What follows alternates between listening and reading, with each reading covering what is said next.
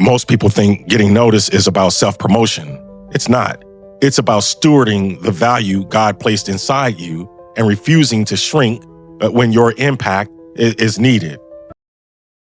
Ready to grow with resilience, clarity, and confidence in leadership, career, and faith? Welcome to The Next Move. I'm Orvin Kimbrough, CEO, author, and founder of The Thriver's Path. I went from foster care to the CEO seat, and here's what I learned. Transformation doesn't start with a title. It starts with your next move. How you reframe your thinking, reclaim your agency, and rename what's possible. If you're done circling and ready to step forward, you're in the right place. Let's make your next move your best move. Welcome back to The Next Move, the podcast where we explore faith, leadership, and personal growth to help you take your next step with purpose and confidence. Folks, I'm your host, Orvin Kimbrough. Today I want to talk about a question a lot of people wrestle with, especially emerging leaders, quiet contributors, and high-capacity people who have spent years doing good work without always being seen. The question is simple. How do I get noticed?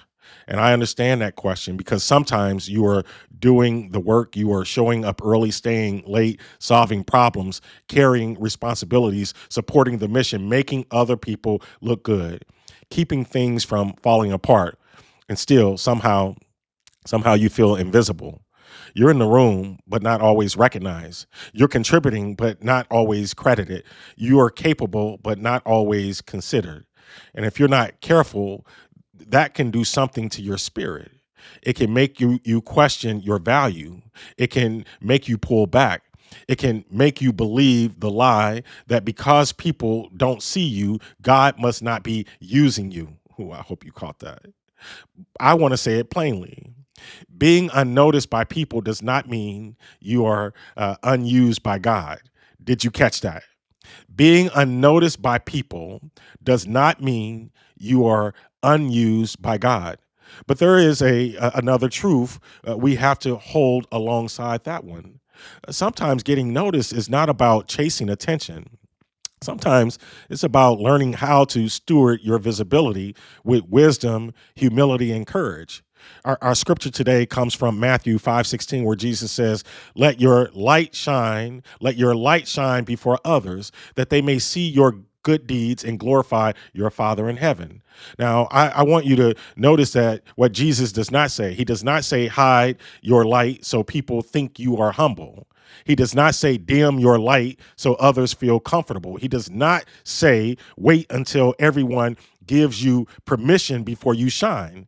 He says what? Let your light shine.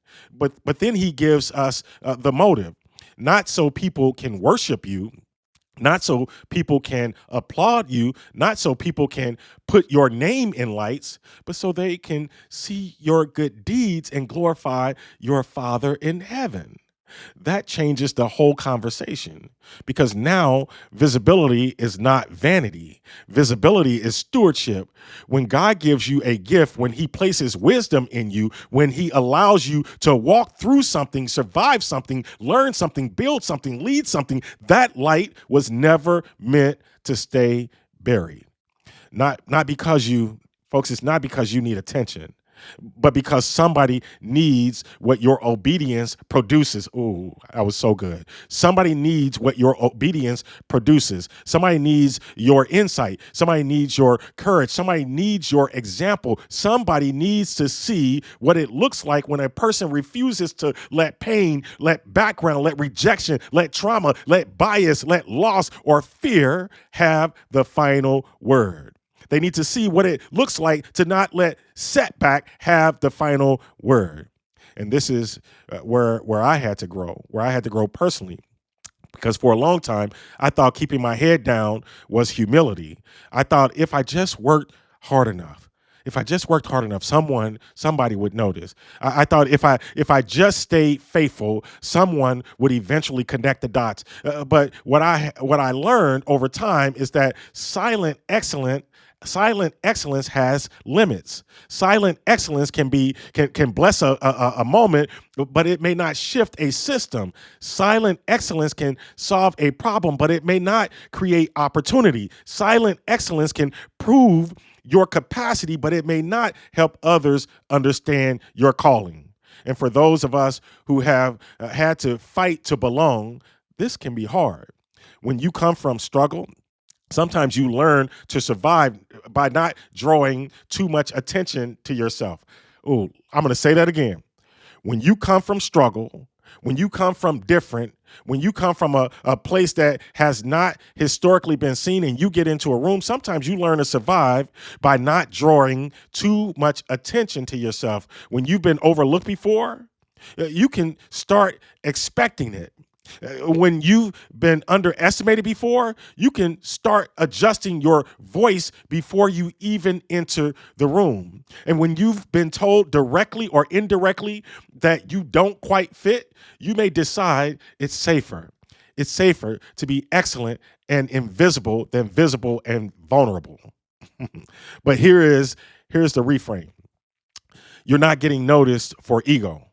You are getting clear so your value can serve. You're not promoting yourself to prove you matter. You are stewarding your gifts because the mission matters. You are not asking for permission to exist. You are learning how to stand fully in what God has placed inside you. This is part of the Thriver's Path. We reframe the issue. We reclaim our agency. We rename what is possible. So let me offer 3 lessons for anyone asking, how do I get noticed? First, solve a problem that matters. You don't get noticed by being the loudest person in the room. You get noticed by being useful in a way that moves the mission forward. Every room has a burden nobody wants to name. Every organization has a problem people have learned to work around. Every leader has something keeping them up at night. And when you learn to pay attention, when you listen beneath the surface, when you see the story beneath the behavior and the pressure beneath the performance, you begin to identify where your gift can serve. This is where real influence begins, not in self-promotion, in contribution, not in noise, in usefulness, not in trying to be impressive, in helping carry what matters. Second, learn to articulate your impact without apologizing. Come on. Learn to articulate your impact without apologizing. This is so important. You can be humble and still be clear. You can give God glory and still tell the truth about what you contributed. You can honor the team and still name the part you played. Too many gifted people confuse humility with hiding. They say it was nothing when it was something. They say, I just helped out when they carried the strategy. They say, I don't need credit, when what they really mean is, I'm afraid of what people will think if I name my value. But humility is not pretending God did not put anything in you. Humility is remembering where it came from. Humility is saying, yes, I worked hard. Yes, I contributed. Yes, I helped move this forward. And I know God gave me the strength, the wisdom, and the opportunity to do it. Folks, that's not arrogance. That is alignment. Third, advocate for yourself with courage and accuracy. Now, I know this can feel uncomfortable, especially if you were raised to believe that advocacy sounds like pride, especially if you work in systems where people like you have not always been imagined in leadership seats. I know what that looks like, especially if you have been punished before for being too direct, too confident, too visible, or too clear. But I want to say this carefully. Closed mouths do not get fed. I don't know where I first heard that. Closed mouths do not get fed. And unclear communication does not create clear opportunity. You don't have to exaggerate. You don't have to perform. You don't have to become someone else, but you have to learn how to say, here's the value I'm creating. Here's the problem I'm helping solve. Here's the impact of the work. Here is where I believe I can contribute at a higher level. Folks, that's not begging. That is leadership. That's not arrogance. That is stewardship. That's not chasing attention. That is refusing to let fear misrepresent your capacity. Because here's what I've learned. When you keep shrinking, people may start believing the smaller version of you. Ooh, I hope you got that. When you keep shrinking, people may start believing the smaller version of you. When you keep minimizing your contribution, people may start organizing opportunities around your silence. When you keep hiding your light, people may never understand how much room your gift can illuminate. So the question is not just, how do I get noticed?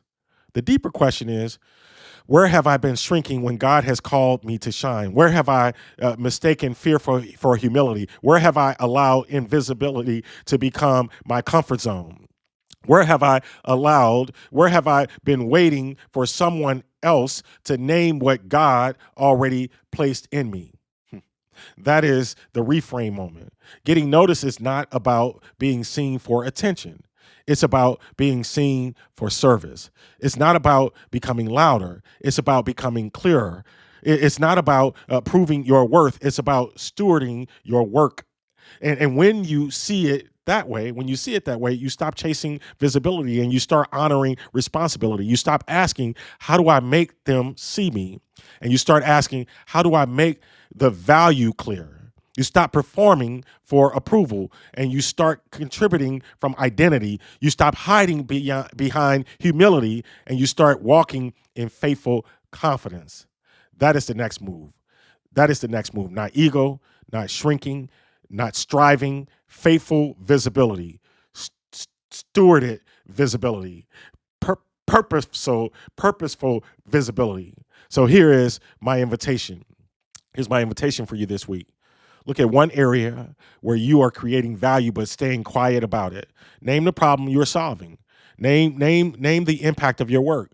Name the gift you are stewarding. And then ask yourself, what would it look like to let my light shine without making it about me? Because that is the balance. Your light shines, God gets the glory, people get served, the mission moves forward, and you become a clearer vessel for what he placed inside you. My prayer today is simple. May God give you the courage to stop hiding what he has entrusted to you. May he free you from the fear of being seen. May he teach you the difference between pride and purpose. May he help you and I shine in a way that serves, leads, heals, and opens the way for others. And may you remember this: the light is in you. The light in you is not just for you. It was given to you, but it was also meant to move through you. So keep shining, keep serving, keep leading, and keep taking your next move. Thanks for spending time with me on The Next Move. I hope today's reflection helped you see your situation differently and reminded you that you're not stuck, you're being strengthened. If this episode resonated, share it with someone who's standing at the edge of their next move.